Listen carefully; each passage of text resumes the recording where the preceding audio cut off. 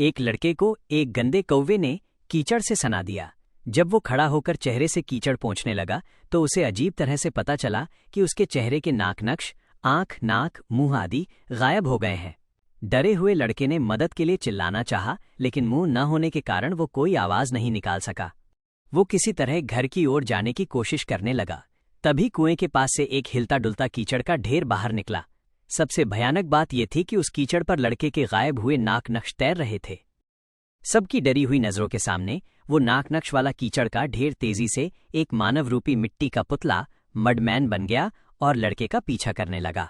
सौभाग्य से लड़के के पिता ने यह भयानक दृश्य देख लिया।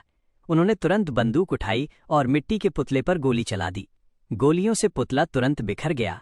माँ को मौका मिला और वो बिना नाक नक्श वाले लड़के को घर के अंदर ले आईं। सबने सोचा कि अब वे सुरक्षित हैं, लेकिन किसी को नहीं पता था कि अभी अभी टूटा हुआ पुतला फिर से रेंगना और जुड़ना शुरू हो गया। पलक झपकते ही वो वापस सामान्य हो गया और फिर से लड़के के घर की ओर दौड़ पड़ा।